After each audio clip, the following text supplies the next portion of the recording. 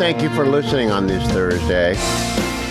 I appreciate it very much. It's been a very, very sad 24 hours for the country as it processes and grieves with the families in the Annunciation Catholic Church community, especially for the 2 families that lost their children and for the 17 others who were wounded and for a Catholic community that's traumatized. I have a lot of thoughts on that, which I'll be getting to, but I do want to tell you about 2 headline stories at this hour. Earlier today, Putin unleashed the deadliest attack on Kyiv since the EU visited the White House, since the president met with Putin in Alaska. At least 18 people are dead, and it's the worst death toll in the capital since those meetings. And it involved 598 attack drones and 31 missiles, including 9 ballistic missiles. The Ukrainian Air Force downed 26 of the missiles and 563 of the drones. They did a good job, not good enough. 13 locations were hit directly. And I think the president has his answer about Putin. And this hour, Israel revealed that earlier today, the Houthi leadership in Yemen had gathered outside the capital of Sana'a to hear a speech from their leader. And their leader is a fellow named Abdul Malik al-Houthi. And at least 10 Houthi ministers were there. Unclear if their military chief of staff, a fellow by the name of Mohammed al-Gamari, was present. But Israeli intelligence provided real-time access to the meeting. They monitored it before the strike happened, and there was no apparent alarm among the participants. The PG version of FAFO is fool around and find out. And the Houthis have now found out, their leadership class, that you cannot really fool around with the Israelis. Now to the topic of the day. Yesterday I told you that the Naval Postgraduate School's Center for Homeland Defense and Security has kept track of attacks at schools K through 12 since Columbine. They count 118 school attacks. They do not include attacks on college campuses. They include mass attacks, and they have metrics and boundaries so that it doesn't spread out to. It's not just shootings at schools. That's not what you want to measure. Sometimes A goes to a school to shoot B, and that's not a school shooting.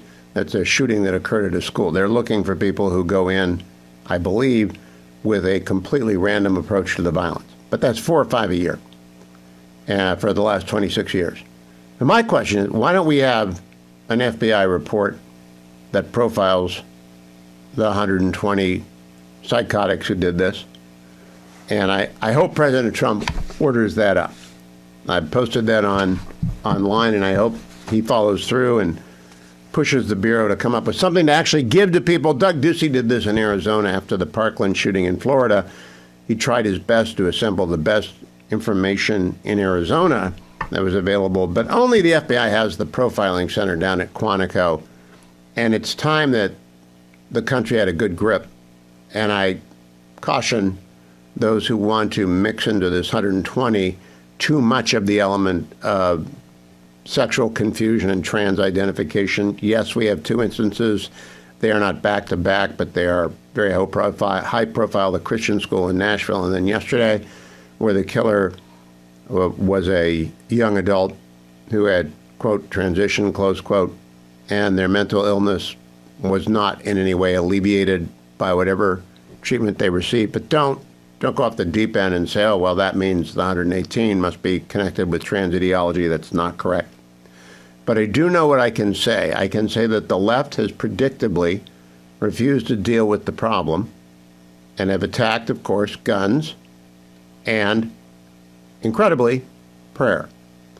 Jen Psaki, former press secretary for Joe Biden, now on MSNBC, yesterday posted, prayer is not freaking enough.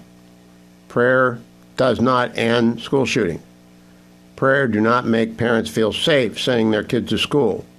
Prayer does not bring these kids back. Enough with the thoughts and prayers. Today, Vice President Vance posted, as a quote tweet, a quote post over the post on X, We pray because our hearts are broken. We pray because we know God listens. We pray because we know that God works in mysterious ways and can inspire us to further action. And then he waited a little bit and he added, of all the weird left-wing culture wars in the last few years, this is by far the most bizarre. Quote, how dare you pray for the innocent people in the midst of tragedy, close quote. What are you even talking about? Thank you, Mr. Vice President. In fact, he spoke about Minnesota today in Wisconsin. Let's hear from the Vice President. And I want to say just one final thing, and I'm going to end this on a somber note. We've had some fun here, but I am very mindful of the fact that we're just a couple of minutes away from the Minnesota border.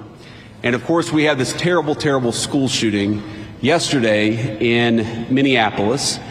And I imagine, like a lot of you all, it hits pretty close to home, very personally, because though you may not know anybody who's affected by it, I think a lot of us know people who've been taking their kids in the last couple of weeks to their first day of school. And in fact, my son, my little 5-year-old, I love him so much, and if you're watching, buddy, Daddy loves you. He started his first day of kindergarten just 2 days ago. And again, we're very proud of him, and we love him very much, but I know that there are a lot of families who were in their first week of school just outside of Minneapolis, and that was pierced. That incredibly pure and wonderful moment was pierced by a very vicious and a very evil person. And so I just want to say a couple of things. The first thing that I want to say is, remember, we're an American family. And the people who lost children, they are your fellow Americans. And those children who lost their lives and lost their future, they are your fellow citizens. So think about them and say a prayer for them. And remember that they are as much us as our neighbors right here in this wonderful community in Wisconsin. And the thing that they need most of all is they need their fellow Americans to reach out and care about them. And I know that every single one of us is going to do that. That's the first thing that I wanted to say. The second thing that I wanted to say is, when I first heard the news, I was worried that the death toll was going to be higher based on what the media reports were saying. And right now, there are still a couple of kids, some of whom in very critical condition, who may yet survive this. And I think they would appreciate your prayers, and their families would appreciate your prayers as well. So if you are the praying type, I'd ask you to say a prayer tonight for those kids that are still recovering, that they may recover fully and go on to live a full life, the life that was deprived from a couple of their classmates. And, you know, the stories, I'd encourage you to read some of the stories about what happened yesterday, about the violence, about the fact that you had 10-year-old kids laying over their friends to look after them and to try to protect them. And while yesterday was an unspeakable tragedy, I'd ask you to remember that we also saw the very best of the United States of America. And to every person who protected a friend, to every first responder, to every paramedic who made it so the death toll wasn't higher, we love you, we're proud of you, and we'll never forget the great American spirit that you showed yesterday. He's a very fine set of remarks, and he's leaving the prayer aside, but I won't. I'll be on handy tonight with VDH, Victor Davis Hanson, and I hope this comes my way, because I want to remind people that critics of prayer are not only not familiar with the Gospels or the Psalms or the book of Job, they don't know anything about the American founding or about Abraham Lincoln or most of American history. I know we have moved into the age where secular absolutists believe they're in charge and that they have no understanding of the history of the United States, its deep roots in people of faith, and the First Amendment's protection of prayer, and they do not even suffer themselves silence. They want to mock people who believe in God and who pray and trust in God, and it's a disease on the left. The secular absolutism has actually become anti-Christian and anti-Judaism, and if it's anti-Islam and Islam as well, they're quieter about that, but it strikes me as extraordinarily eager to display ignorance when you mock prayer, because the vast majority of Americans believe in God. The vast majority of people I know, left, right, and center, pray, and they understand the purpose, and certainly Catholics pray, and their prayer, they are different from Protestants in that we pray for the dead and Protestants don't. But that is neither here nor there. Praying for the grieving families and praying for the victims and praying for the family of the diseased mine shooter, those are all appropriate things. And not only appropriate and necessary, and those who mock it are mocking the American founding and the American system. Noah C. Rothman is the senior political writer for National Review.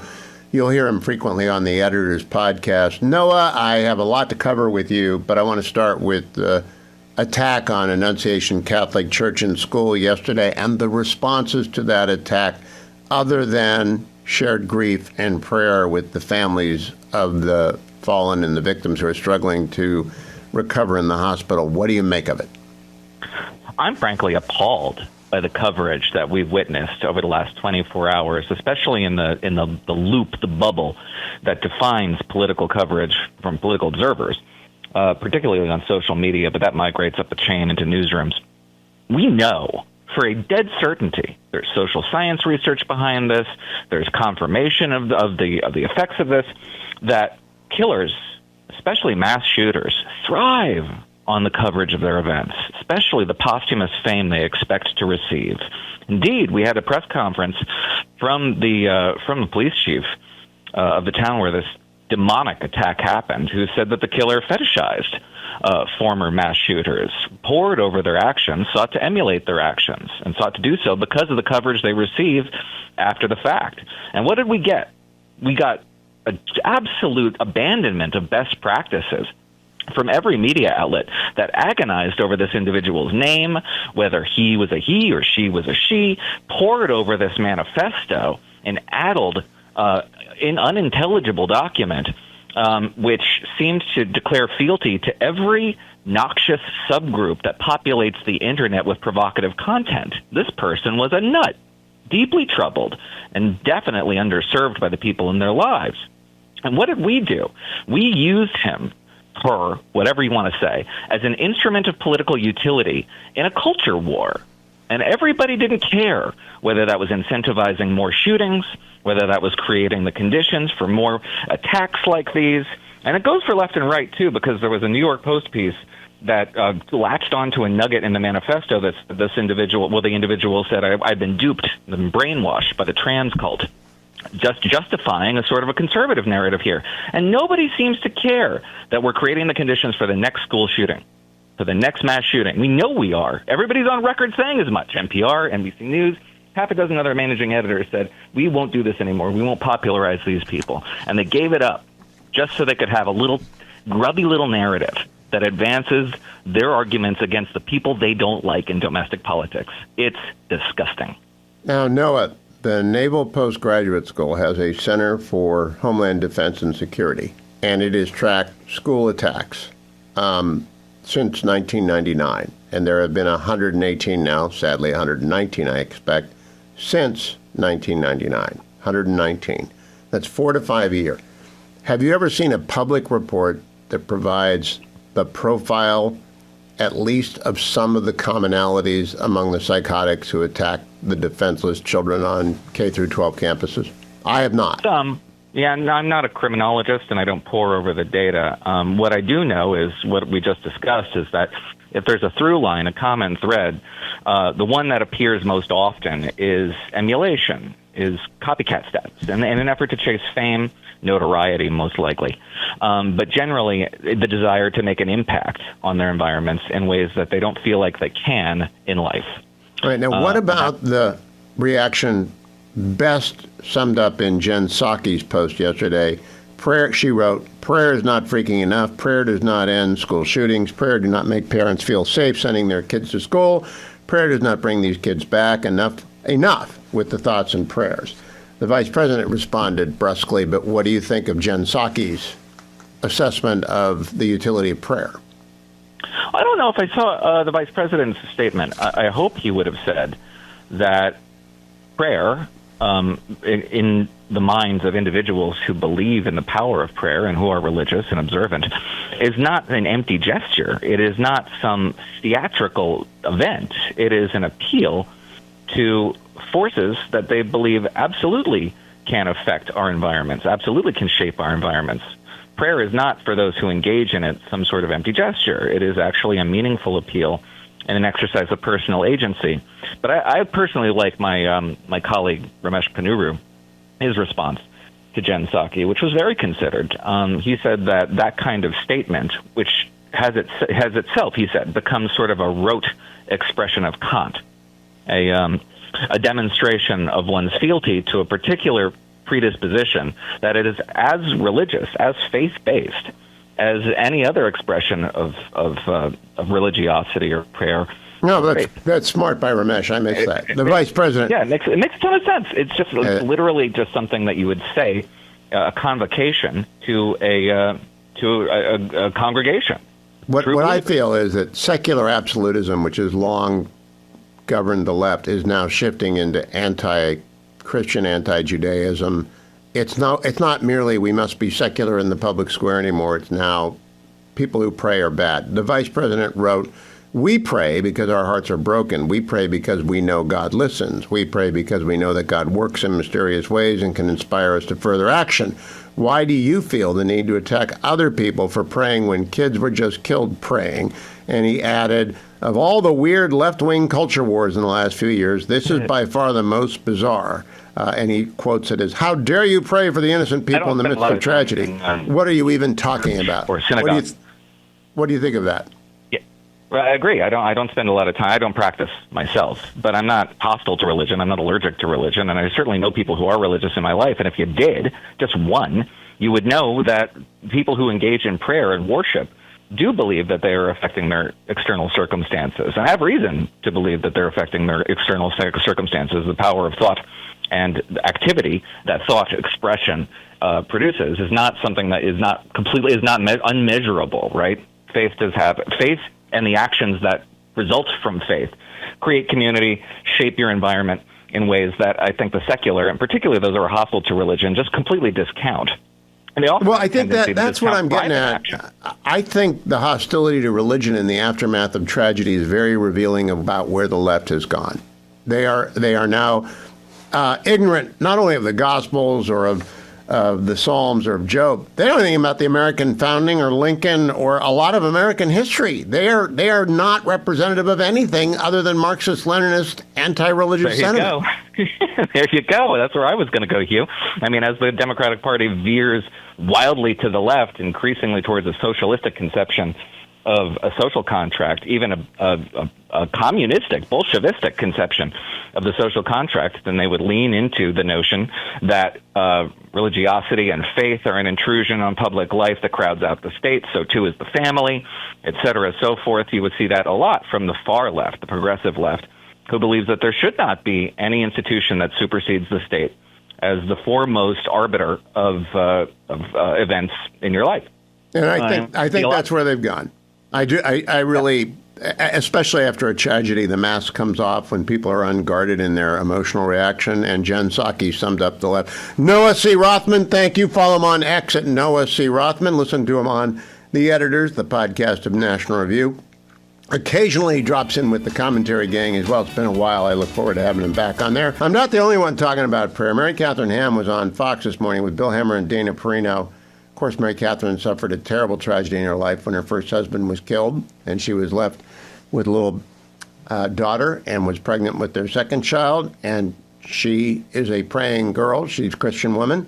Cut number 5. First of all, my thoughts and prayers are with the families who are dealing with this unspeakable tragedy today and having to talk to their children about it, those who lost their children.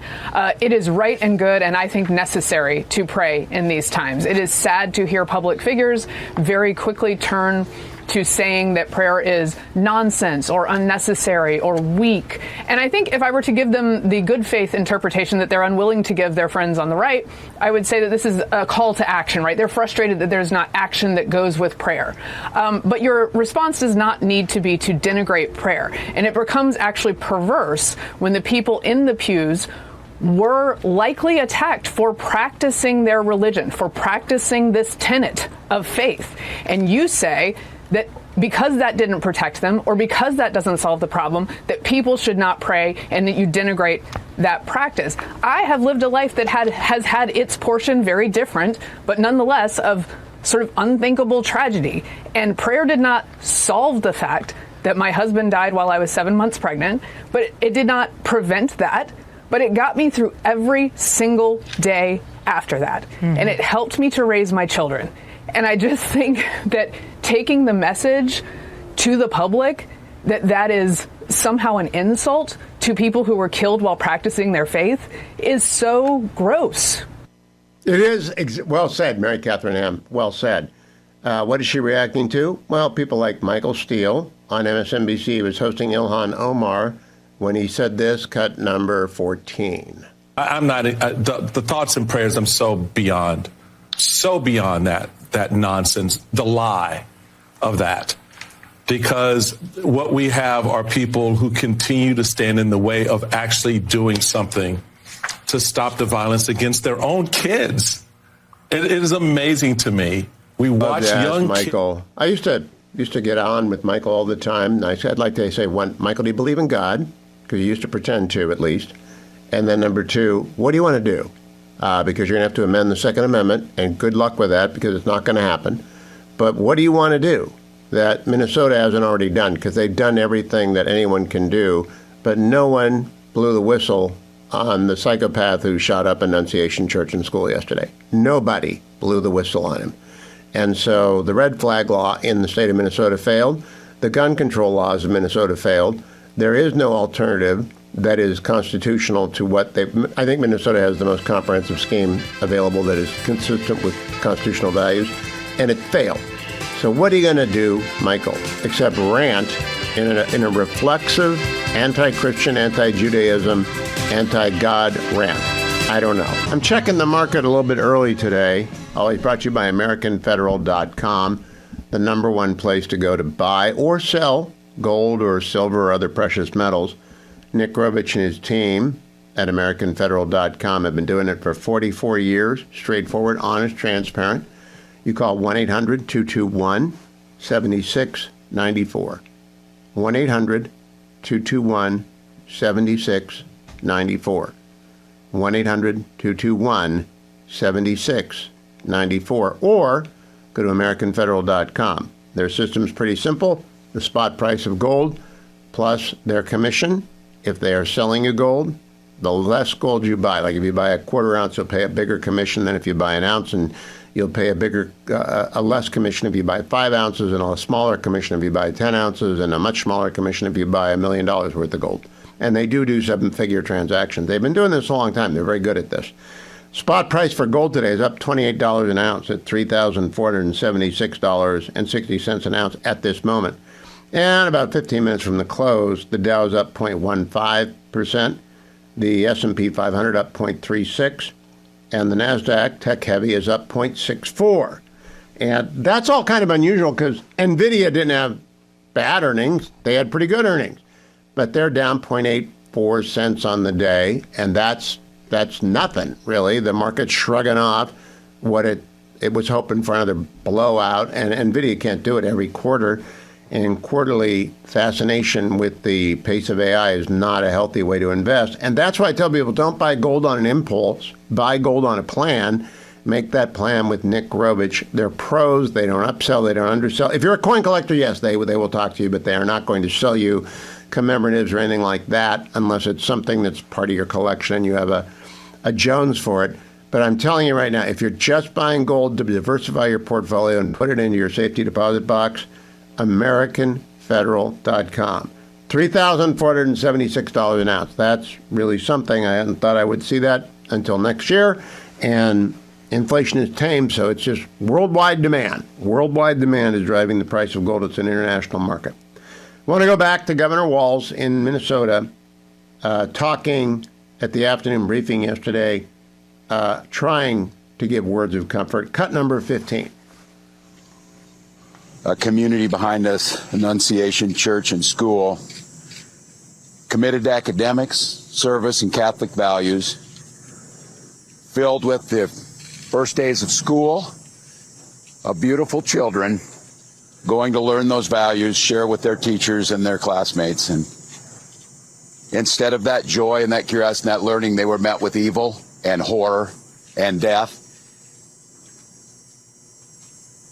And we often tradition. come to these and say, The Catholic tradition deserves a little bit more here. They're at Mass, Governor. They are at Mass because they focus on the person of Christ and the teachings of the Catholic Church about him. And I just don't understand the left's unwillingness to engage with that. Jacob Fry, the mayor of Minneapolis, is really a loser. Cut number 16. I think the impetus has to be on all of us as leaders to do a whole lot more, to recognize that we've got more guns in this country than we have people. And it's on all of us to recognize the truth and the reality that we can't just say that this shouldn't happen again and then allow it to happen again and again beyond that. It's on all of us. And I have heard about a whole lot of hate that's being directed at our trans community. Anybody who is using this as an opportunity to villainize our trans community or any other community out there has lost their sense of common humanity. I am confused by the attack on Catholics evoking a defense of the trans community. I think that the left is confused and frozen by the attack on a Catholic community of children at prayer in their highest ritual, the offering of the Mass. And I gather there aren't any Catholic public officials in Minnesota who could step forward and say, "Eternal rest granted to them, O Lord, and may perpetual light shine upon them. May they rest in peace. Amen." That's the traditional Catholic prayer for the dead. And I guess there aren't any Catholic people in leadership in Minnesota. That might tell you why Minnesota is so wacky. I then followed Jacob Fry to Morning Joe with Mika, cut number 11. Have more guns in America than we have people. The reality is that we have these assault rifles that can reel off 30 clips in conjunction with a magazine before the person even needs to reload. The reality is that these guns make their way into cities across America by the trunk. All right, so let me point out, we do have millions of guns in America, but we have 119 attacks on schools in the last 25 years. By 119, maybe 120 if there were, the Columbine killers there were two, but I'm not aware of other combined attacks. So maybe 125 people doing 120 attacks over 25 years.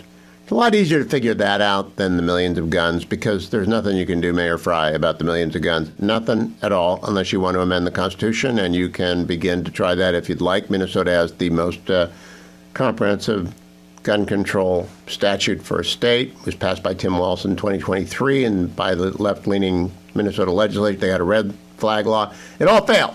All failed because no one blew the whistle on the psychotic. All failed because no one blew the whistle on the psychotic. And to go to guns or to attack prayer is to admit you haven't got anything other than anger and grief. But processing your grief by pablum about the number of guns in America and not the 125 people who've committed atrocious acts in the last 25 years, that is truly refusing to deal with the issue in front of us. How do we identify and treat or isolate and hospitalize deranged people before they do this? That is the question on the table. No word yet from Israel about the strike on the Houthi leadership. They had all gathered together. Israel knew exactly who they were and where they were and what they were doing. They were listening to a speech by their leader, and they gave no indication of being aware that they were in the target site of an Israeli strike on their leadership. As news develops, I'll pass it along. I also did not pass along, I did the market update earlier, and this is good news for all of you who have to borrow to buy a home. You should be using our friends at andrewandtodd.com, 888-888-1172. Andrew Del Rey and Todd Avakian, andrewandtodd.com, are with Sierra Pacific Mortgage, sponsors of our program. They are lenders, right? They underwrite the loan. They lend you the money. They take your application, they walk you from soup to nuts through, and then they give you the best rate they possibly can. They help you improve your credit score if there are a few dings on it. and they walk you through the financial advice you need about how much can you really buy. You don't want to be house poor. You don't want to be house poverty stricken. You want to buy the right amount of house that you can afford.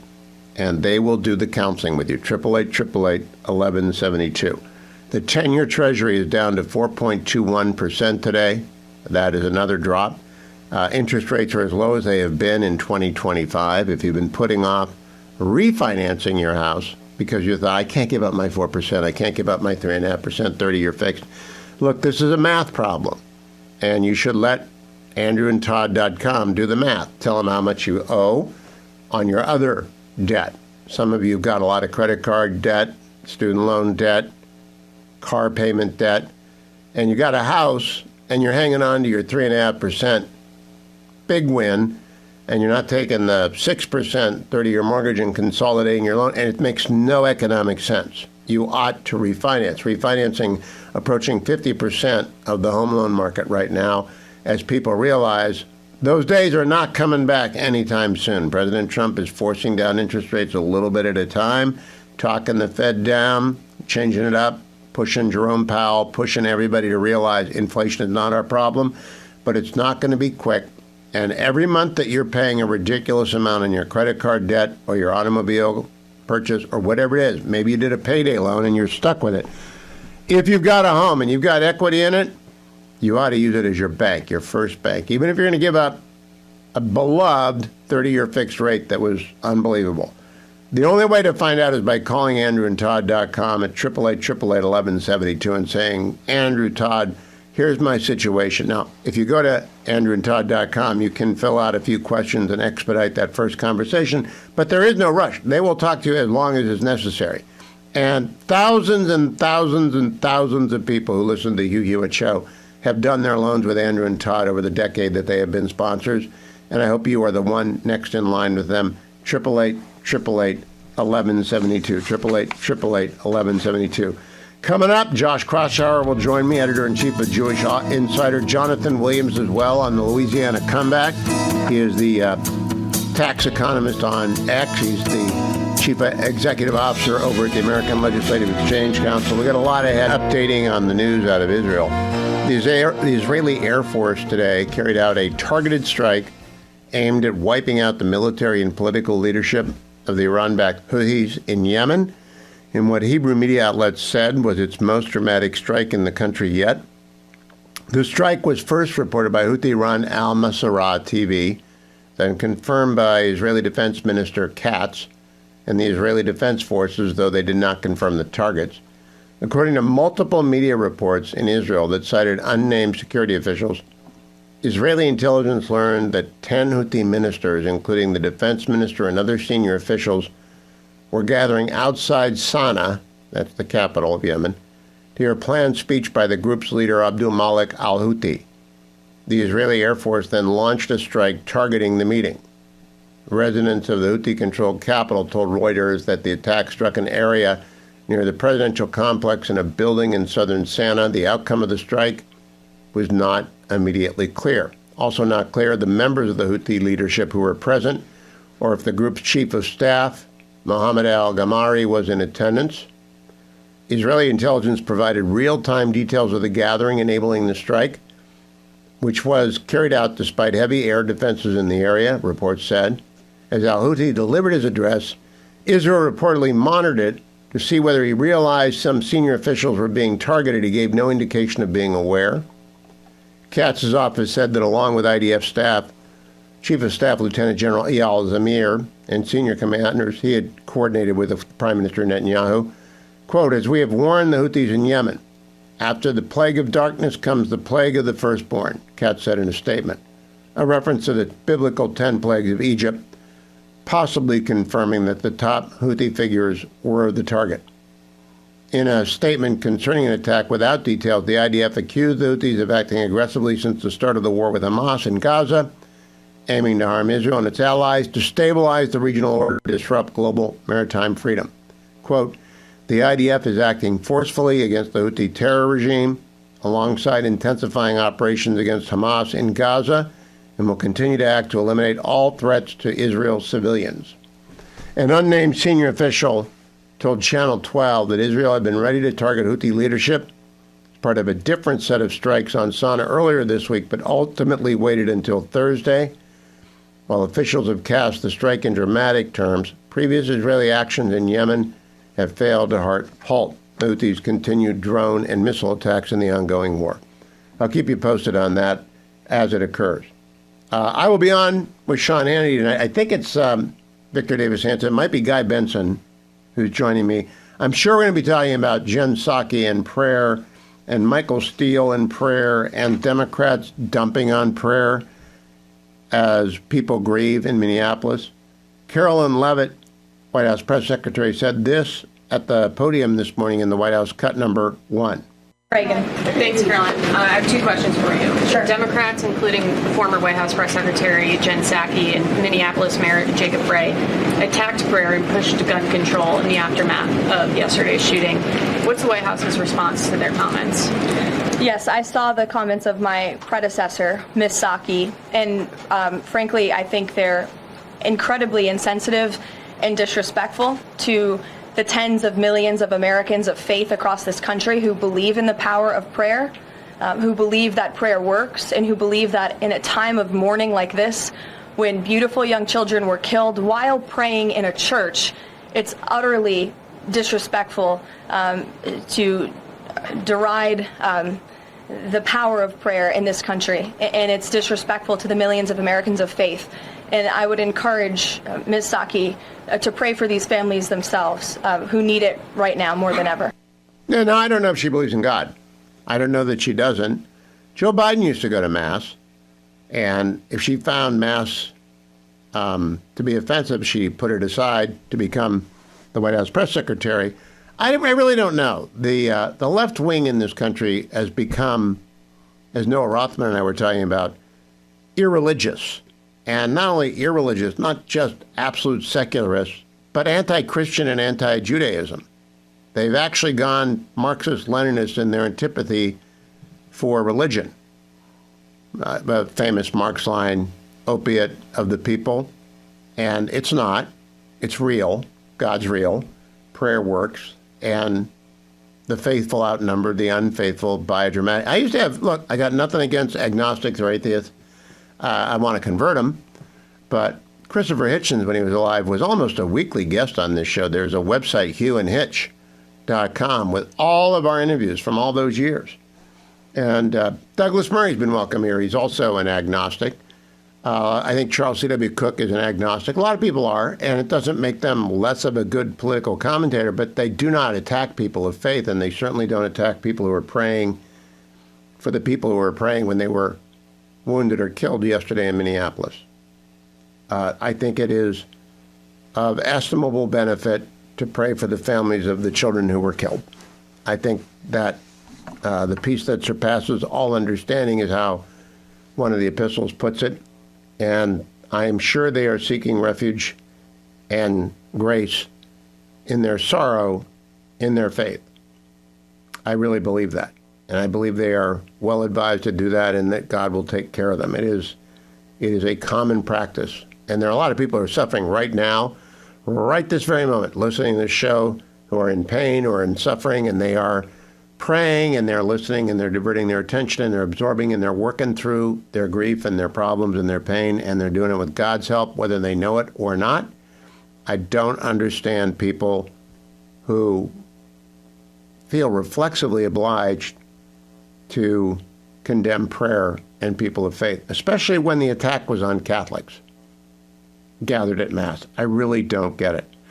Okay, on immigration, Tom Homan had a gaggle today. He is the border czar, cut number 7. That's why President Trump's thinking about it. Mr. Holman, a question about ramping up after Labor Day. Operations are ramping up across the country, but you can see a ramp up of operations in Chicago, absolutely. You're going to see a ramp up of operations in New York. You're going to see a ramp up of operations continue in L.A. And, Portland, Seattle. I mean, all these sanctuary cities that refuse to work with ICE, where we know public safety threats are being released every day into this country, especially those cities, we're going to address that. We don't have that problem in Texas and Florida where all the sheriffs are working with us and they're actually holding people for us and let us know when someone's being released. So We're going to take the assets we have and move them to problem areas like sanctuary cities where we know for a fact they're releasing public safety threat, illegal aliens to the streets every day. That's where we need to send the majority of the resource, and that's where they're going. I want to talk to you now about Consumer Cellular, great sponsor of our program. I don't know how much you pay for cell phone coverage. I know pretty much everyone who's listening to this has a cell phone and they're paying something. Have you looked at your cell phone bill lately or ever? Do you know how much data you are actually using and how much data you are buying? I mean, you don't buy 8 tires for your car. You don't buy 3 windows if you break one. You replace. You got to know what you need. Have you looked at all the hidden fees? Have you looked at the surcharges? Has your bill gone up recently? After you check your bill, check out Consumer Cellular, where you really do get savings without sacrifice. It only takes about 20 minutes to switch, and you will get $25 off using the code HUGH25. Call 1-800-411-4454, 1-800-411-4454, or log on to consumercellular.com/Hugh. New customers get a $5 credit on the first 5 monthly invoices. Visit consumercellular.com/Hugh for details. And don't forget, if you are 50 years or older, you can get 2 unlimited lines for $60. It's $30 for each line, unlimited data. You can better manage your cost of living, your essential expenses, by using Consumer Cellular, and you get $25 off when you use the promo code HUGH25.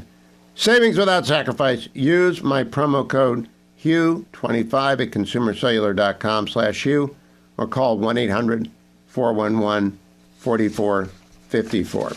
Also want to go back to Amy Klobuchar, Senator from Minnesota, cut number 12 on MSNBC yesterday. These kids did extraordinary things, but they never should have been put in that position in the first place. This was a madman. He was an all-purpose hater, by the way.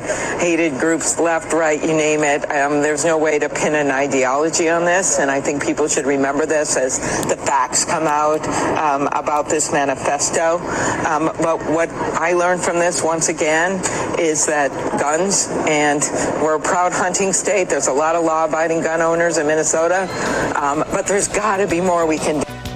There isn't more you can do. You've got the most comprehensive gun control scheme. You've got to go after the killers before they kill. You have to profile them, and you have to ask parents and hold parents responsible who are sheltering psychotic kids with death wishes and hatred in their hearts. Jonathan Williams is the president and the chief economist of the American Legislative Exchange Council, great sponsors of the Hugh Hewitt Show, great partners in our effort to bring freedom and prosperity to all the 50 states. Jonathan, how are you? Ready for the first week of college football?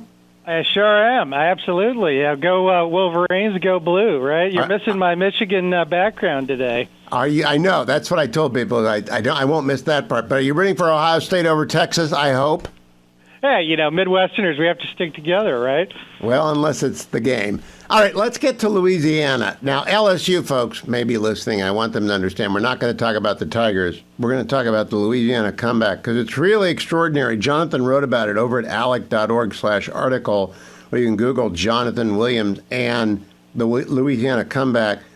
I am struck by the number. The first thing that struck me in your article, John, is that Louisiana and Florida in the 1950 census both had 8 congressional districts. Today, Louisiana has 6 and Florida has 28. What happened?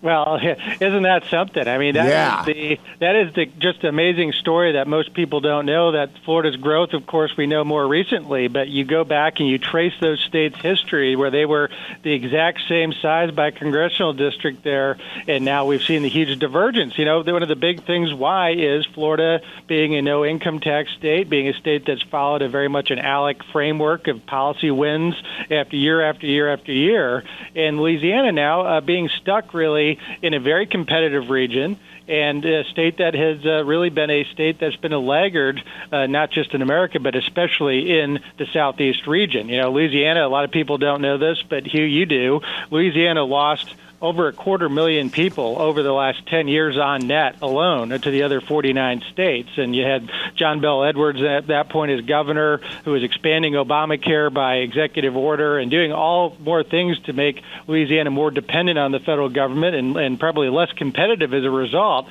Fast forward to today, you have a much different outlook with Governor Landry and legislative leaders looking to turn the corner on what's been a very painful number of decades for Louisiana.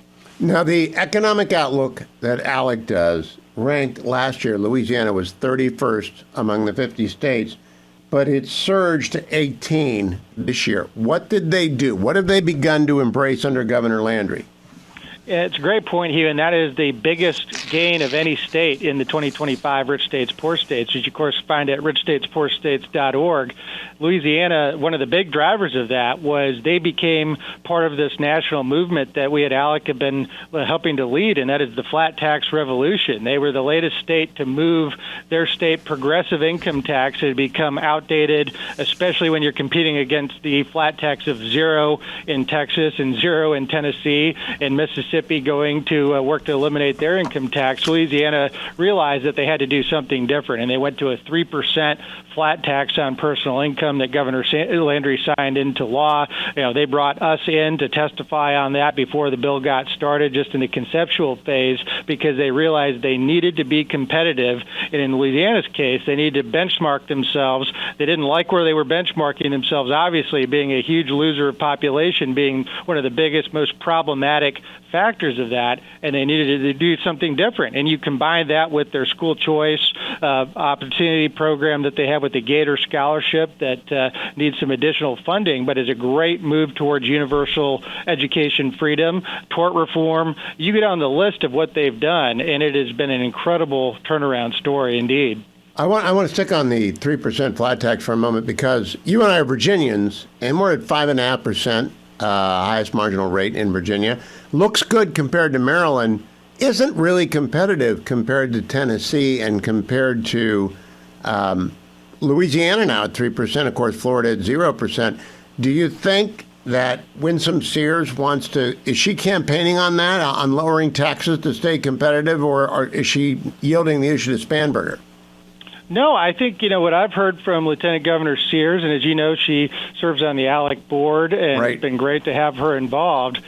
She wants to get the burden of taxes down in Virginia and realizes that we can't compare ourselves just to Maryland. We have to compare ourselves to North Carolina, a huge growth state, to Tennessee. If you talk to folks out in Bristol, they see it every single day on the state line. And West Virginia is becoming much more competitive, as we've talked about, Hugh. And so I know Lieutenant Governor Sears wants to target the horrible car tax that, for whatever reason, we still have in the state of Virginia that Jim Gilmore tried to get rid of 25 years ago and was stopped by a lot of the big spending cities and counties.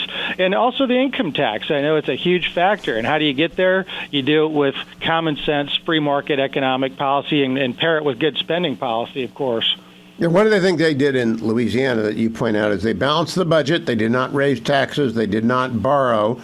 They did implement hiring fees, and they scrubbed Medicaid rules for waste, fraud, and abuse, saving tens of millions for the state. Can't every state do the same thing on Medicaid?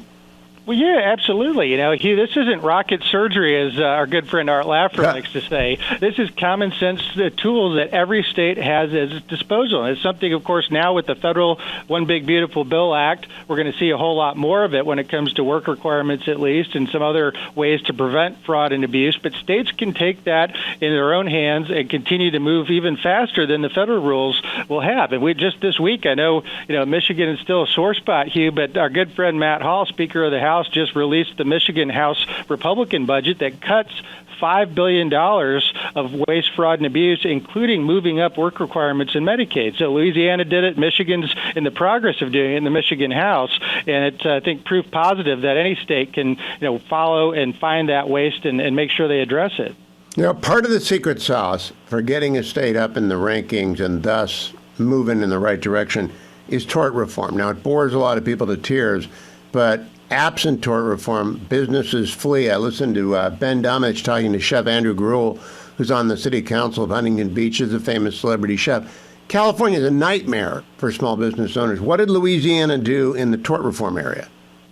Well, they really started to address some basics there when it comes to cap on punitive damages and some other common sense tort reforms. And one of the reasons why they address this, and you know this, Hugh, is Louisiana had seen insurers that wouldn't even write new policies when it comes to homeowners and car insurance in Louisiana, similar to what we had seen in Florida previous to the tort reforms that now we're beginning to see insurance rates fall in Florida after they've done those important reforms. And so back again to common sense. I mean, this is obviously a balance when it comes to these kind of decisions, but for far too long, I think the trial lawyers had been far too powerful in states like Louisiana, and they've been paying the price when it comes to consumers who weren't even able to get automobiles or home insurance written by some providers that had even moved out of the state. And of course, that problem continues in places like California to this day. And it will not end until they actually get serious about saving the state. I want to recommend to everyone richstatespoorstates.org, richstatespoorstates.org. It's a free book. It will tell you where your state lives and breathes and either prospers or dies slowly on the vine, given what kind of policies. And if you want to find out reports like this, get the State of the States newsletter. Head to alec.org/Hugh. alec.org/Hugh. Jonathan is always writing up this stuff. Alec is continually innovating and bringing us reports of great innovations at the states. alec.org/Hugh. Ty Lassiter is back. You listened to him last week, or you saw him last week on the Salem News Channel with me. Ty is the CEO of Key City Capital. Key City Capital is a sponsor of my program. I also have to disclose, my wife and I are investors with Key City Capital. I think we got in on fund number 3 many years ago. You have to be a qualified investor. That's a term of art in the SEC language in order to invest with Ty.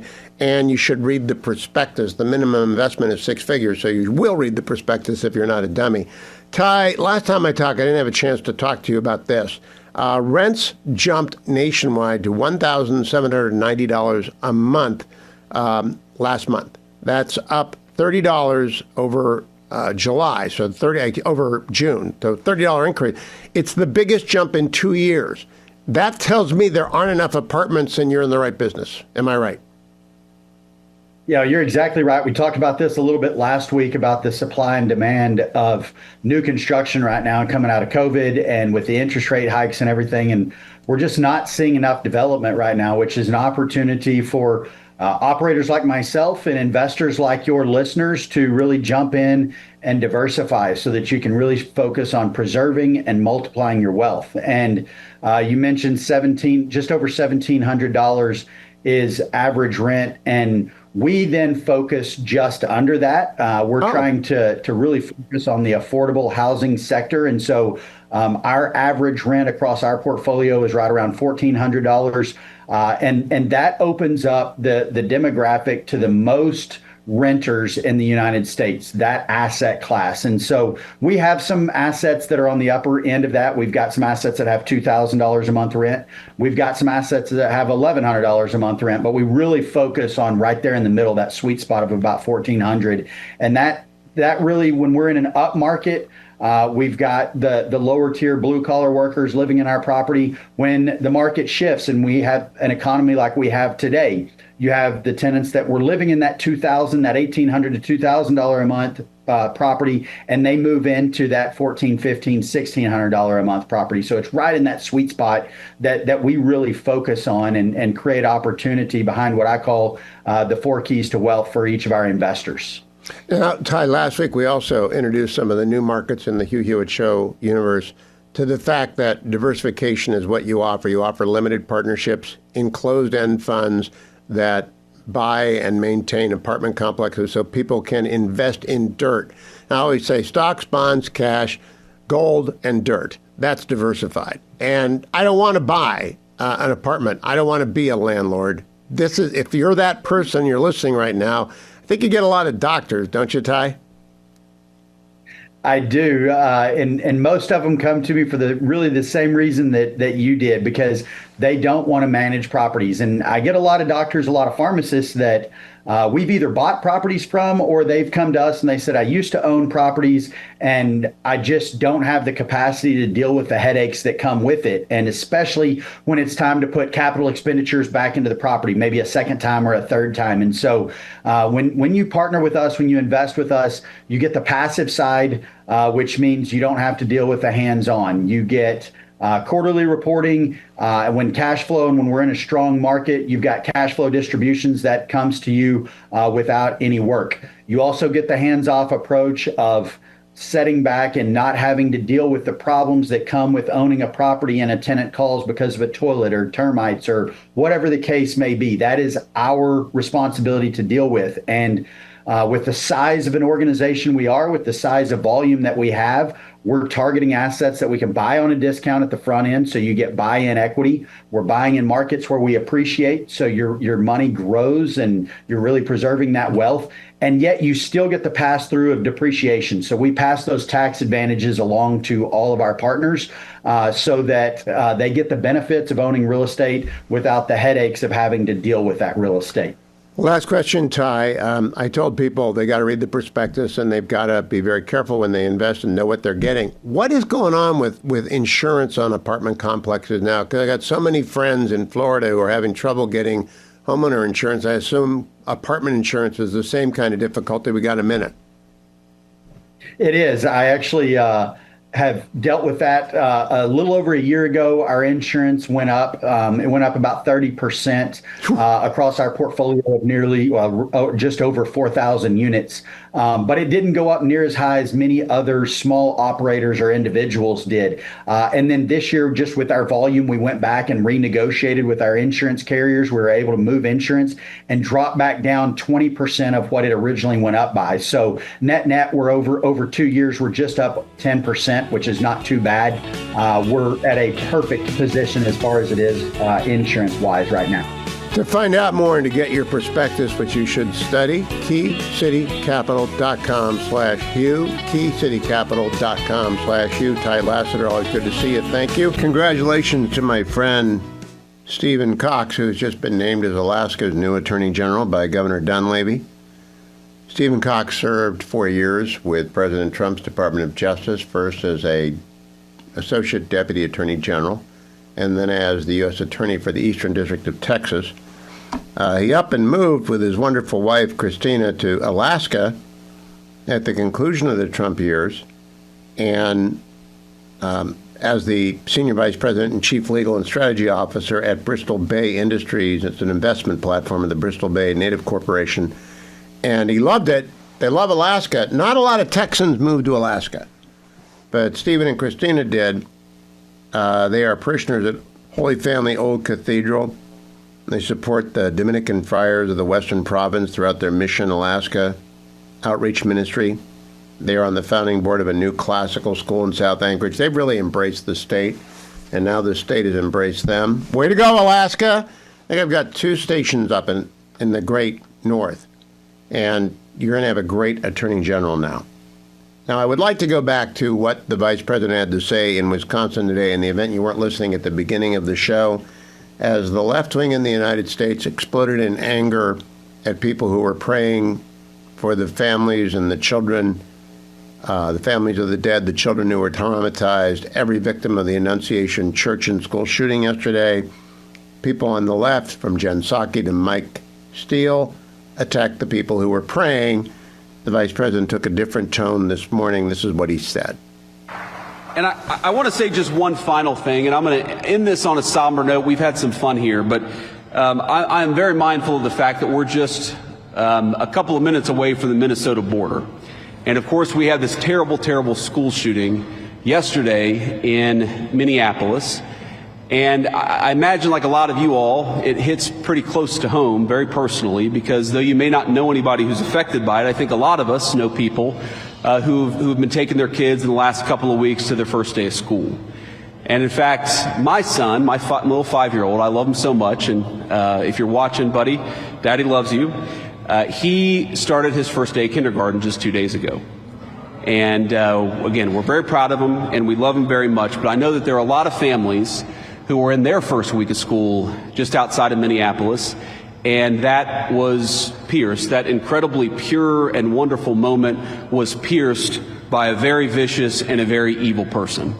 And so I just want to say a couple of things. The first thing that I want to say is, remember, we're an American family.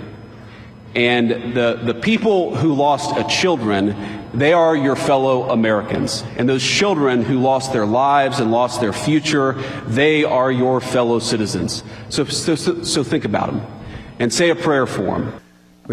I think the Vice President is hitting an excellent point about the American family. And I don't want to be too hard. I don't want to be too hard on the people who are criticizing the prayers. I don't want to be too hard on them, because they're stunned. They don't know what to do. I have only one concrete suggestion, and that is the FBI at Quantico has a lab that profiles serial killers. And that's because they've got to identify them, very difficult to do, and they're always at work. These are not serial killers. These are a different category of killer, a different category of psychopath.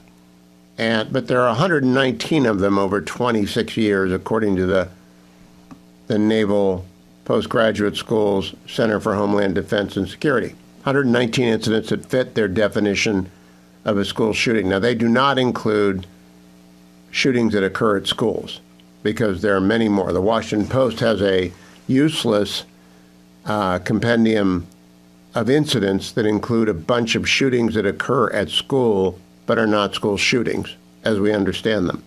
And the only way to actually dial in and figure out what's going on with these 119 incidents is to study the psychopaths who commit them. And what do they have in common? What are their markers? What is the pattern recognition that we need? And I can't do that. I'm not an armchair psychologist. You can't do that, even if you're a behavioral psychologist.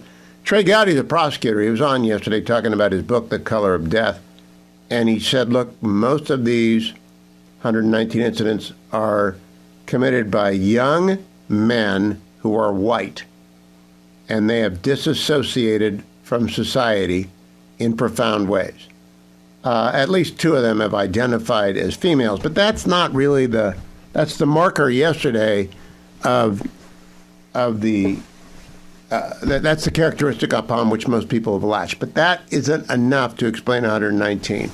And to do that, you would actually have to have 119 files and treat them like they're connected, and ask the smartest people you have to say, study these things, and come back with a conclusion as to what the markers are that parents and teachers and psychologists and psychiatrists who are working in community, anyone who works with youth, and they're usually teenagers, 13 to 20, and they work with it. How do you recognize it? What is it that connects the killers at these various places? And don't say their name. Noah Rothman is exactly right. Don't read their manifestos. Don't play them on the air. No recognition for murderers. They're not worthy of our time. Focus on the victims. Focus on the heroes. Focus on the fact that families are grieving deeply in Minnesota. I am unaware of an official GoFundMe yet, but if I know where one is, I will be happy to pass along word of that. And whatever you do, don't mock the people who pray for the repose of the souls of the faithfully departed and for their families in a time of suffering. My phone number here is 1-800-520-1234. Next hour, I'll take your calls on the left-wing nuttery in the aftermath of the psychotic attack on Annunciation Church and the murder of two children at prayer. 1-800-520-1234. We'll screen your calls over the break and let you talk, and maybe you are in agreement. I always have atheists who are ready to call up and tell me I'm nuts for believing in Christ, and that's fine, but I don't think you ought to mock the people who believe and who exercise their First Amendment rights. I've got the conclusion of the Vice President's remarks here now. Let's listen. That they are as much us as our neighbors right here in this wonderful community in Wisconsin. And the thing that they need most of all is they need their fellow Americans to reach out and care about them. And I know that every single one of us is going to do that. That's the first thing that I wanted to say. The second thing that I wanted to say is, when I first heard the news, I was worried that the death toll was going to be higher based on what the media reports were saying. And right now, there are still a couple of kids, some of whom in very critical condition, who may yet survive this. And I think they would appreciate your prayers, and their families would appreciate your prayers as well. So if you are the praying type, I'd ask you to say a prayer tonight for those kids that are still recovering, that they may recover fully and go on to live a full life, the life that was deprived from a couple of their classmates. And, you know, the stories, I'd encourage you to read some of the stories about what happened yesterday, about the violence, about the fact that you had 10-year-old kids laying over their friends to look after them and to try to protect them. And while yesterday was an unspeakable tragedy, I'd ask you to remember that we also saw the very best of the United States of America. And to every person who protected a friend, to every first responder, to every paramedic who made it so the death toll wasn't higher, we love you, we're proud of you, and we'll never forget the great American spirit that you showed yesterday. Hey, well, amen, Vice President Vance. He's a very good spokesperson for mainstream America, normie America. I start this hour with Josh Kraushaar, editor-in-chief of the Jewish Insider newsletter I was just reading, and frequent guest on the Hugh Hewitt Show. Josh, are you following the story of the Israeli strike on the Houthi leadership? Yeah, there are some encouraging signs that they, initially at least, initial reports suggest that they may have actually hit some of the top Houthi ministers, which would be something different from what we've seen before in both the American and Israeli strikes in Yemen, where you've got terrorist operatives, but not the top of the food chain. So early reports right now, but it does seem to be a successful operation. Also, good news today, UK, France, and Germany have begun the process of imposing snapback sanctions on Iran. What do you think of that? Well, look, Europe is sort of they've been hard to read. You had two of those countries, Macron, led by France, and Macron push for a Palestinian state. But on Iran, they're actually taking a tougher line. I think you're actually seeing the international community writ large that have diplomatic relations with Iran wake up to the threat that the Islamic Republic poses to their own countries. Australia revealed that Iran was behind a series of anti-Semitic attacks and vandalisms in their country, and they expelled the Iranian ambassador. And now you're seeing the European countries notifying the United Nations that Iran is violating the 2015 nuclear deal, and there's going to be the potential for tougher sanctions on their attempts, I guess, to rebuild their program. So, that's all the good news. Now I got to go to the bad news. Adam Smith is not nuts. He is a moderate Democrat, congressman from Washington State, former chairman of the Armed Services Committee in the House, and now the ranking Democrat. He has called on leveraging arms sales to Israel on the same day that the former National Security Advisor, Jake Sullivan, called for withholding arms to Israel. The Democrats appear to have turned against Israel, Josh. I don't know if you agree with me on that, but it sure is obvious to me. You have the same read. I mean, you laid it out very nicely. I put the Smith and Sullivan news developments in the same political bucket because these are not left wingers. These are not anti-Israel people, but they are looking at polls. Jake Sullivan, in addition to being Biden's national security advisor, is also a pretty astute political operative, and he looks at the polling of the Democratic Party voters, the base, and there was a Quinnipiac poll showing the vast majority of voters of the Democratic Party want to withhold aid to Israel. Like a majority of Democratic Party voters are calling Israel's self-defense a genocide against Hamas. So, if you look at Adam Smith, I've known Adam Smith. I think he's one of the more serious foreign policy voices in the House Democratic Caucus. He is ranking member of the House Armed Services Committee. If you read the whole statement, it reads actually like 99% of it is actually pretty normal for a Democrat, pretty moderate, pretty aware of the terrorist threat that Hamas poses. But he needed to get that line in about leveraging weapon sales because that's what the base is demanding. And that's you're right, Hugh, this is a really ominous sign from where the Democratic Party is headed, because these are serious people. They are worried about Adam Smith has a primary challenger in a very liberal district. I'm sure he's thinking about that. You're seeing a lot of these Democrats getting challenged from the far left. You saw the Mamdani effect after his win in the mayoral primary. That is what they're looking at. They know better, but they are looking at the political base. They're looking at these podcasters. I think Jake Sullivan went on the Bulwark, Tim Miller's show on the Bulwark, and they're getting pressure from the base, and that's why they're responding in kind. Jake Sullivan, when he was serving in the Biden administration, there were definitely complaints about the Biden administration's withholding of certain weapons, but this was not the Biden policy. This is not what Adam Smith has been talking about most of his career. Well, I am shocked by Smith. I am not shocked by Jake Sullivan, because after President Biden's initial trip to Israel in the aftermath of the massacre of 10/7, the Biden administration just turned slowly against Israel and strangled it, tried to keep it out of Rafah. And it's sort of 180 degrees from the Trump policy towards Israel, which is you've got to do what you got to do, but you got to do it faster. Now, Cindy McCain, who heads the World Food Program, is in Israel today. She's meeting with Prime Minister Netanyahu. What is that message that she is sending? Are they blaming Israel for famine because there is no famine and Israel is trying to flood the zone with food? Yeah, so publicly, all statements coming from the Israelis were positive, that they kind of aligned their statements. They said it was agreed that Israel's trying to get humanitarian aid into Gaza and help vulnerable people, but they also are concerned about Hamas looting and hoarding and stealing food. So, McCain, Cindy McCain represents the World Food Program. She's the executive director there. When you're the leader of a UN-led bureaucracy, you're kind of reflecting the bureaucracy. There's been a lot of tensions between Israel and the WFP and other UN agencies, of course. So, it was a moment of solidarity, but it was the first time, actually, Hugh, that Cindy McCain had actually been to Israel since October 7th. Wow. I was surprised to hear that. I think just seeing things on the ground by itself was helpful, and hearing from the leadership what really was happening on the ground. Now, Josh, I want to talk to you about Minneapolis yesterday and the attack on Annunciation Church and the kids. Too often you and I have had to talk about attacks on synagogues and on Jews by the far left. This psychopath was also an anti-Semite. I know you've probably seen his ramblings. It all comes together on the left, doesn't it? They just hate everyone.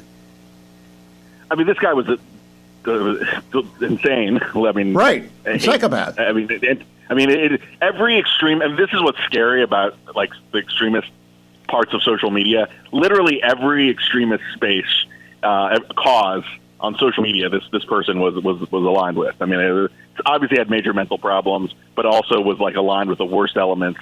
Clearly, the extremist elements of all kinds, which I think is a wake up call. It should be a wake up call, in my view, for social media platforms to get their act together, because I think these people that are crazy go down rabbit holes, and sadly, we saw what happened in Minnesota. But it also, it's a reminder of the transgender kind of aspect of the story. This is someone who transitioned, apparently had all kinds of issues related to that. That is another area of concern that hasn't gotten a whole lot of much of a hearing in the mainstream press, but it is something that I know, especially the radical elements of that movement. It's not a great place. There's a lot of ugly stuff out there. So, there's a lot of different angles to the story, but it's a very, very depressing tale out of Minnesota. Josh, have you ever seen the Center for Homeland Defense and Security from the Naval Postgraduate School keeps a running tally since 1999 of school shootings that qualify as indiscriminate attacks on innocents. It's at 120 or 119 now over 26 years. Have you ever seen a study that profiles the killers? I don't recall one offhand. I'm sure I've read and seen reporting on that stuff, but I haven't seen a fully documented analysis. Would you find it useful? I think it would be incredibly useful for parents, teachers, community leaders, treatment psychologists and psychiatrists, just to be able to identify people who are going to snap and act this way. And the antipathy toward, look, there are equal offender killers. Yesterday it was a Catholic school. Last year it was an evangelical Christian school in Tennessee. Jewish synagogues and schools have been attacked. That people of faith seem to set off the psychosis debilitated more than anything else. Yeah, look, and I think it actually is this is something the Jewish community has had to deal with, but I think Catholic schools, Catholic churches and other religious institutions should be maybe taking a page out of what Jewish leaders have had to deal with, which is getting security grants to help tighten security and have federal funding to have security guards and other. Sadly, that's the reality in today's America, that there has to be extra protection. And for Jewish institutions, I know that there have been other religions that may have taken advantage of the programs the government allows for, but that may be a new reality that Catholic and other Christian institutions are going to have. I think this school asked for money from Tim Waltz 2 years ago and was turned down. So I'm following up on that story tomorrow, I'm pretty sure. Now, I might be doing it on Hannity tonight. But Josh Kroshauer, I appreciate your coming in a little bit later today. Go and read Jewish Insider. Follow Josh on X at Josh Kroshauer. My phone number is 1-800-520-1234. My question to the audience is, are you shocked by the left's reaction to people praying for the dead and for the grieving? Because I am. It's so nakedly hostile to faith, to people who believe in God, and I am among them, and not just Catholics, not just Jews, just anyone who's praying. The left has decided the appropriate response to tragedy is to attack people who pray in such circumstances. I think that reveals a lot about the left and tells you nothing about God. I ask you what you think of the left's attack on prayer. Randy, Knoxville, Tennessee. How are you, Randy? Hey, yes, sir. Thanks. Appreciate it. Hey, before I get into the prayer thing, if I could preface it real quick, this big game that you're talking about, it's funny, Hugh. I had a buddy of mine. He's West Texas. He's a Longhorn cattle rancher. He said he liked to shovel a little bit of Buckeyes in with the grain that he feeds the cattle. Says they crunch them up. They love them. Randy, call me on Monday after the Buckeyes own them, all right? Afterwards. But by the way, I want you to be on the lookout in Knoxville. My buddy Schroeder got new knees. He's now jumping around like the Hulk. Have you ever seen a Hulk movie, The Avengers? Oh, yeah. Yeah, so he's got new super turbo knees, so he can jump like that. So keep your eye open for him. So what about the prayer thing? Hey, I appreciate what you're saying. I agree with you. I think in this world, as a Christian believer, I'm Protestant, you're Catholic. I went to Catholic school when I was in grammar school, and all those nuns kept me in line, made sure my shirt was tucked in and everything. And I think they were a little harder on me because I was a Protestant back then. But I think that there's more unseen in this world than seen, and that there is actual spiritual/demonic influence that's on some of these poor, wretched, sick people that would do something like this. And I think that the best thing in the world would actually be to pray to our Lord and Savior, Jesus Christ, God in heaven, the Holy Spirit, to help us to quell this. And these people that think that this is a fairy tale or whatever, they ought to just not be so disrespectful. Well, the left has always believed that. They've always hated faith. And well said, Randy. Well said. Thank you. Steve in Detroit. I'm going from Tennessee to Detroit. How are you, Steve? Good. How are you, Hugh? I am great. Good to hear you, even though I miss you in the morning, but, you're still on. Not surprised. Hugh, I've been a cop for a long time. I've been retired 20 years, but I'm still in the business, working at a training site. Don't train as much as I used to, but not surprised at all. And before I get into that, I just want to say, listen, you got a lot of good cops across this nation that are busting their butts, men and women. And I think the spiritual thing is, no, I'm not surprised at all. You hit on it earlier. It's steeped in Marx. One of the thoughts that, comes to my mind, if the Lord doesn't watch over the city, the watchman labors in vain. We got to get back to our spiritual roots.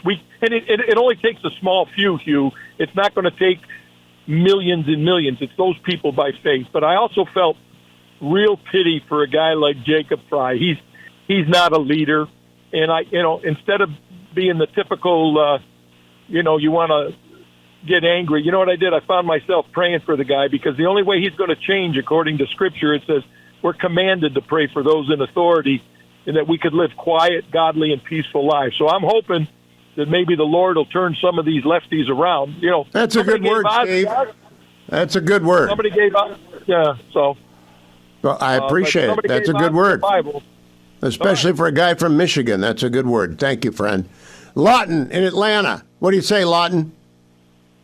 Yeah, Hugh, I think they are saying that. A lot of them are secular.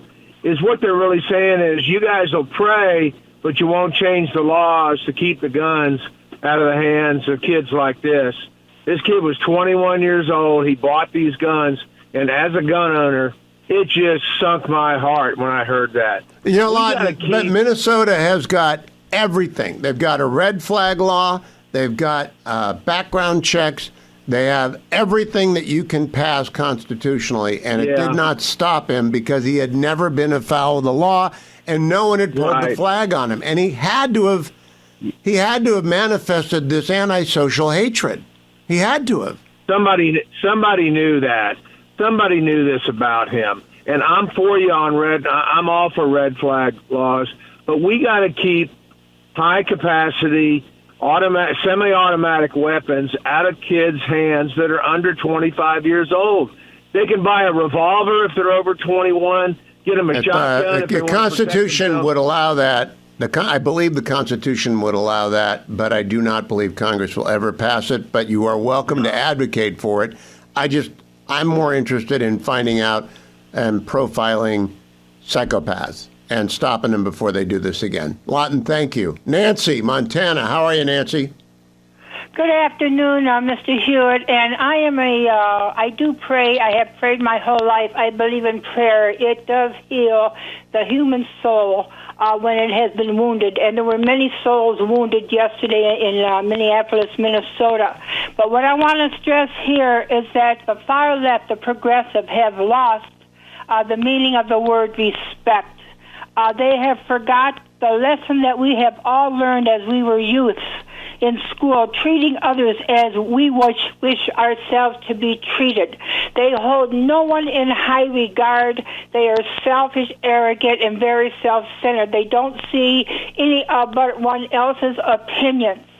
And I am just so sick of this, and I'm going to tell you, I think one of the greatest offenders of anyone who doesn't have any respect for anything or anyone is the governor of Minnesota himself, Tim Walz. His ranting and ravings over his terms, and I'm sure that this young man, this Robin Westman, maybe. Well, Nancy, let's dump that. I've got a policy. We just don't say their names. So, sorry, Nancy. Oh, okay. Yeah, we just don't. All right. Well, thank you. You. Don in Los Angeles. How are you, Don? Great talking to you. It's a sad day, though. Very. I don't think my prayers are wasted. I pray for the repose of the souls of the dead. I pray for the grieving and the living, and I pray for God to help us. I don't think my prayer is wasted. But to see how far the Democratic Party has moved to the left, it's just frightening. I was telling your great screener, read John F. Kennedy's inaugural address. Just read. Oh, yeah. Read all references to God and the Bible. And it's just wow. It's so far. Like the screener was saying, yeah, there's no way he could get nominated as a Democrat. He'd have to run as a he wouldn't be a Democrat now. It's only been 65 years. They have lurched into the chasm of into the slough of despond. Thank you, Don. I'm going to come back, 1-800-520-1234. If anyone wants to chime in, I have another couple of segments. Jim Tallent's coming along. Great man of faith, by the way. Great man of faith. And I don't understand what's happened to the Democrats. You would not have found... I grew up in Trumbull County, Ohio, and pretty much everyone I went to school with and prayed with and went to Mass with were Democrats, and the Catholic constituency was Democratic. I really think they have lost their bearings when they attack people who pray in the aftermath or to prevent tragedy. They have really fallen in to the Marxist-Leninist trap and to the rhetoric of the left, and I don't know what we do about it, other than change your party registration. You don't want to be a part of that. I'll be right back, America. 1-800-520-1234. Connection to me, Hugh Hewitt. Want to see America, America? Then watch the big noon kickoff tomorrow, because Ohio State, Texas is tomorrow afternoon, or Saturday afternoon, and life will be good. Urban Meyer was taking questions about David Portnoy, notorious Wolverine fan today, who's going to be part of the big noon kickoff. And here's what Coach Meyer had to say. I'm waiting to see you, man.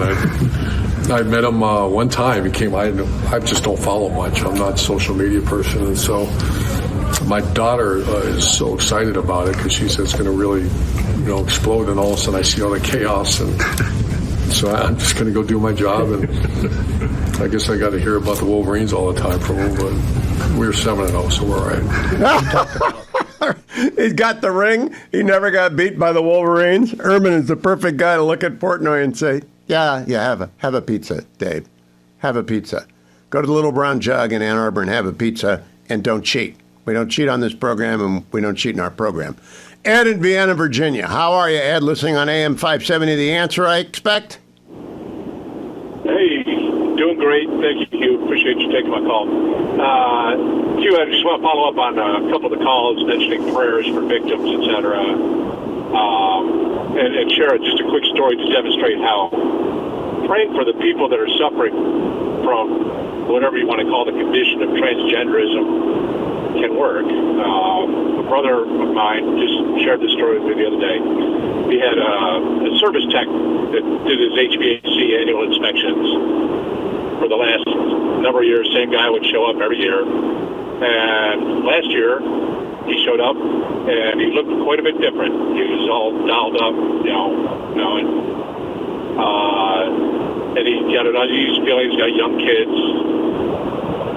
So this year, when he called the service company to schedule an appointment, he talked to the lady on the phone and said, look, we need another inspection, but please, we'd rather have a different tech than has been coming the last few years. And the lady on the phone who did the scheduling said, we've been praying for him so hard, and our prayers have been answered. He's back to normal. and sure enough, so they sent that same tech out there, and it was, Joe Tech again, the regular guy. Look, if God is real, and I think God is real, God can do whatever God wants to do. And one of the things he does is comfort those who suffer and grieve. And he helps people who are in dark places and confused, and he does do that. And I don't care if every lefty at MSNBC yells at me from now until the end of time. I remember the 4 final things I learned about in Catholic school, which is death, judgment, heaven, and hell. And they ought to think about those too. Thank you, friend. Benjamin in Spencer, Iowa. Hello, Benjamin. Hello. So, Hugh, I'm excited for Ohio State because if they keep going, they might have as many quarterbacks in the NFL as North Dakota State University does. Well, I guess the Eagles just re-signed Carson Wentz, didn't they? Oh, the Vikings got him. Oh, the Vikings got him. Okay. But that the counts. have one, and the Falcons have one. But that counts. But the Buckeyes that has nothing to do with prayer. Yeah. Go ahead. Make your statement on prayer. So I took a look at my files in 2011. I mean, the anti-religious zealotry of the mainstream press is just so vicious. In 2011, Rick Perry was governor of Texas, and he was guilty of hosting a prayer rally. So the Washington Post published an opinion piece from Paula Kirby, and she wrote, "As I see it, no person who dares to think of himself as educated or civilized, let alone as worthy to be the potential leader of the developed world, has any business surrendering himself to a fictional fairy godfather. There is no magic friend. There is only us. We are not perfect. We are not all powerful. We are not infallible, but we are all we have. No amount of wailing to an empty sky is going to solve it." And who said this? Paula Kirby in the Washington Post. I got to tell you, the left is lost. Pray for him. Thank you, Benjamin. Phil in Philadelphia, you got like 30 seconds, Phil, but I wanted to get you on. Okay, if gender dysphoria is a bona fide mental disorder and firearm applications specifically ask about mental health, then why aren't trans people known to authorities not having Phil, that's not what I was talking about. I don't know that people who are transitioning are considered mentally ill. This young man was mentally ill. And we shouldn't make it bigger than it is, and we shouldn't ignore it.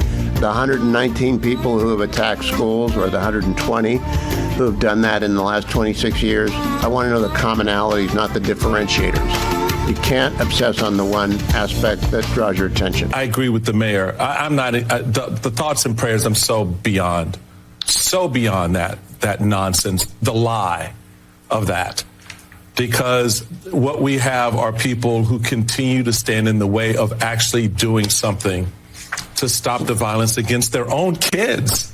Welcome back, America. That is Michael Steele on MSNBC. I'm joined by Jim Tellen on the Hugh Hewitt Show, former senator from Missouri. And Jim, I know Mike. I think that was a little out of character for him. Do you know him? Yeah, slightly, and I would agree with that. Well, he's signaling that's he and Psaki both are, signaling to their tribe, if you want to call it that, right? That this is something that they've decided. It's part of the camp. I think Noah said that earlier. Yeah, but what has happened to that camp? The Marxist-Leninists have always hated God and have denied that religion is real and God is real.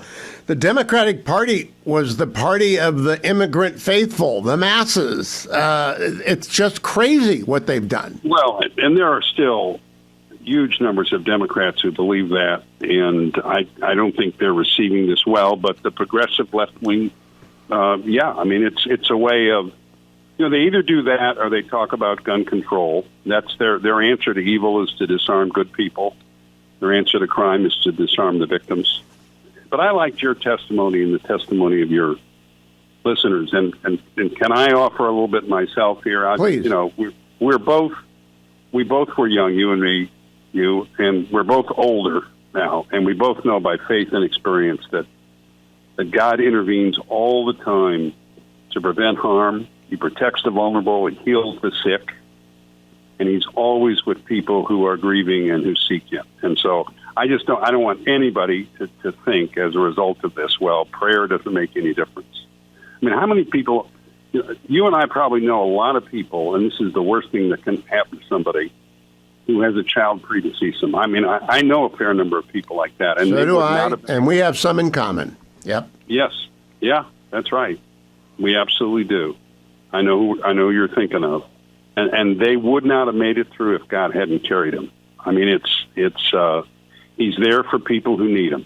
And that's maybe the message we need to give in response. And I like to think that if this were, a calmer time, that Michael Steele anyway would say exactly the same thing. But no, he shouldn't have said that. It's not appropriate, but it's one of their go-to lines. Well, I think there is we've gone from secular absolutist positions on things like life to now an anti-Christian, anti-Judaism public square. I mean, it's not just neutral now. It's not just the old, don't establish a religion, the ridiculous expansion of the Establishment Clause to where it became you couldn't pray in public. Now that's been carved back by the court, but I think the left wing's gone full in on being anti-God. Yeah, there's a guy named Aaron Wren who wrote a very influential article about that, and he said, there was, up to the late 80s, the culture as a whole was positive. He's talking about Christianity, specifically positive towards Christianity. Then it was neutral for a generation, and now the commanding heights of the culture, which is left-wing, it has turned negative. And you do see that in a lot of ways, and it's too bad for them. It's a shame because they're cutting themselves off from the person who you and I know is a source of life and warmth and love. So, and we're not talking about a person; we're talking about Christ. And I do, though, recommend to everyone, including my Protestant friends, they find the statement of Pope Leo today to Catholic politicians. I'll repost it over on my X account. Catholic News is carrying, or Life News is carrying. He's very adamant that people have just got to get to know Jesus or they're not going to figure it out. Yeah. I was referring to Jesus. He is a person. But yeah, and more broadly speaking, if we want to get eclectic about this, I mean, all the studies show that people who have a faith and rely upon it have a foundation in difficult times. That's much more difficult for those who don't. And so, and you're right to talk about in terms of American history. I mean, I like to quote Ben Franklin. He was kind of a scalawag himself. Oh yes. But he said, if men are wicked with religion, what would they be like without it? And we're finding out. And now I got to ask you about one very practical question. There is a naval postgraduate school, and in it is a Center for Homeland Defense and Security, and they chronicle attacks on schools that fall into the Columbine category. There have been 119 in 26 years. Do we have any studies or profiles of what to look for, markers? There are a lot of people who are mentally ill in the United States, but only 120 of them have attacked schools. Yeah, I don't know of any that have come up with like actionable intelligence, because you've read about, they tend to be young men, alienated, either with a mental illness or sociopathic. But of course, the vast majority of those young men don't do this. So I don't know how actionable that is. I'll tell you what I think a study would find, and I'd love to see one, is that in a statistically significant number of cases, these killers sought out the softest target they could get. And so, if I was a governor, and I ran for governor once, maybe I'll mention this to our governor. He's a friend of mine. I would really put on an effort to harden targets of places where kids congregate. And that can be done, That's a practical step that can be taken. There's all kinds of, security doors, bulletproof glass, plans for what you do if there's an emergency so that you get the kids to as safe a place as possible. And I would also, if they can't hire security guards, I don't see anything wrong with picking a couple of personnel, maybe who've had law enforcement background or military background, and training them in how to use firearms and letting them carry. One of my grandkids' schools is actively patrolled every day by dads who are military. Mm-hmm. They just volunteer their time, and they hang out at the school, and it's a deterrent. I think if you harden the targets, you cut down on the number. Now, it won't eliminate all of them, but as I think it was Noah or somebody was saying earlier, they all want to go out in a blaze of glory. So if they anticipate somebody getting them before they can get anybody, they won't take on that target. That's a wise word. Jim Talent, follow him on X at Jim Talent. I want to take a moment to remind you that one of our sponsors, webroot.com, really wants you to focus on your online safety. For all my listeners out there, you've heard me talk about identity theft before. It's a stressful, time-consuming, and a huge challenge to fix. We know about it at the studio. Years ago, we had ransomware attack that we wouldn't pay, and so we lost a lot of data. We took steps afterwards, but it was always after the barn door was open. You don't need to be that person. You don't need to be like us. Your go-to for cybersecurity solution needs to be Webroot. Right now, you can get 50% off Webroot Total Protection or Webroot Essentials when you go to webroot.com/Hewitt. Identity theft happens in the United States every 1 to 2 seconds. Usually takes about at least 100 hours to restore everything that's gone, if you can even get back what's gone. And ransomware is one of the worst.